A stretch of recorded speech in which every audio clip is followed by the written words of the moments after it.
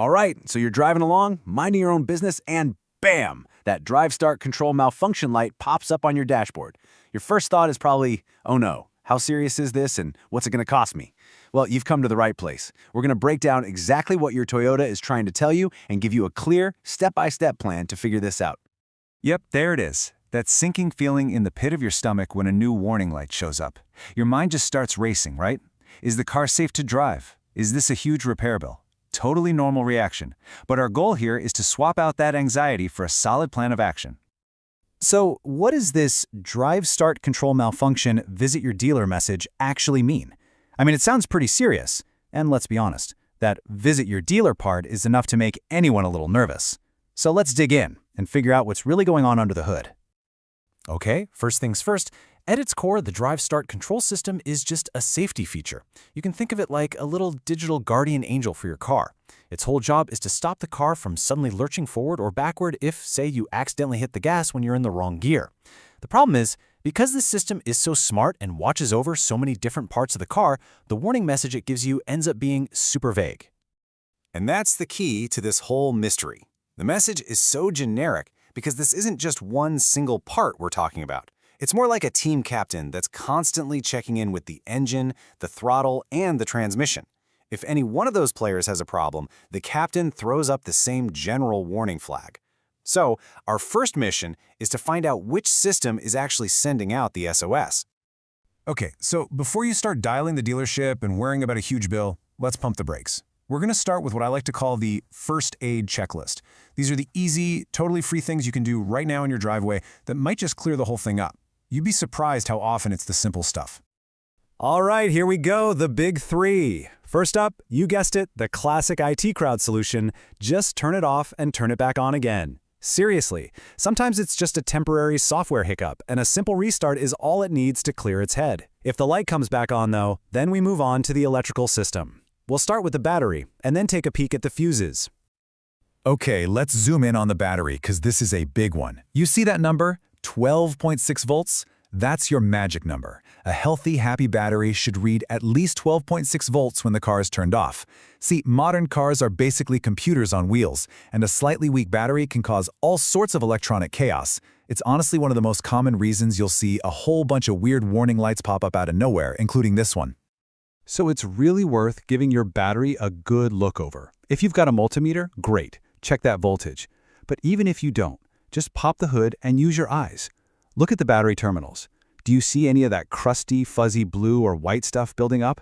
Give the cables a little wiggle. Are they nice and tight or are they loose?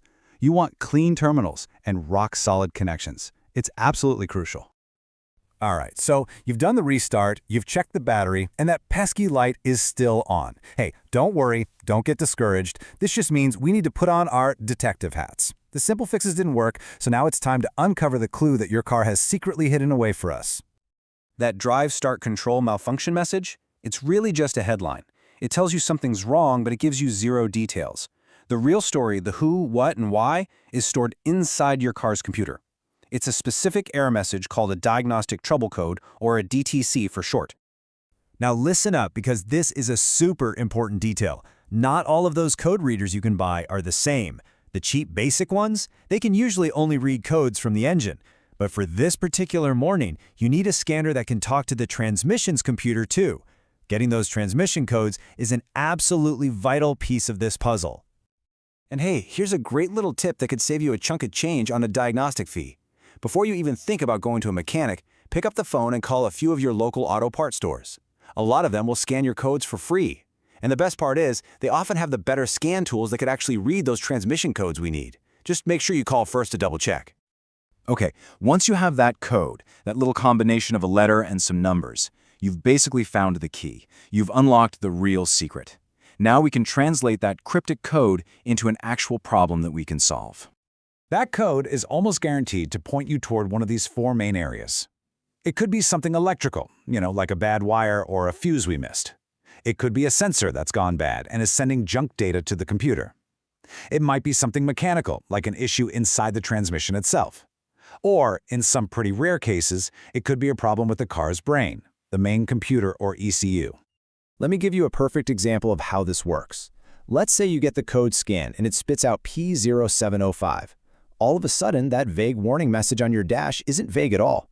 That exact code points directly to a faulty neutral safety switch. See? Now you're not guessing anymore. You have a specific part you can focus on testing or replacing. That's the power of getting the code. And this really highlights the huge range of what could be going on. On one hand, the code might point to something ridiculously simple, like a dirty sensor or even a loose gas cap. On the other hand, it could point to something much more complex, like an internal transmission failure. The code is basically your roadmap. It tells you if you're on an easy dirt road or a difficult mountain highway. And this brings us to a really important point, knowing when it's time to take off your DIY hat and put on your customer hat. Look, having the code is fantastic. It gives you a ton of power. But fixing the actual problem, that's not always something you can do in your driveway with a basic set of tools. And I need to be absolutely crystal clear here. Your safety is number one. If the car is acting weird, if it's jerking around, if it's hesitating when you accelerate, or if the gas pedal feels mushy or unresponsive, park it immediately. Do not try to limp it home or to the shop. It is not safe. Call for a tow truck. Seriously, your safety is worth way more than any tow bill. So if your detective work with the error code points you to any of these areas, that's your cue to call on the pros. Trying to find one bad wire in a giant harness, testing the car's main computer, cracking open a transmission, or even just doing a software update, these things require very specific tools and a ton of expertise. This is dealer or a really good independent mechanic territory. So there you have it. We've gone from that heart-stopping, vague warning light to a clear step-by-step plan. You know the first aid checks to try, you know how to get your hands on the real problem code, and you know when it's time to call for backup. You've replaced that anxiety with knowledge, and that puts you back in the driver's seat. Literally.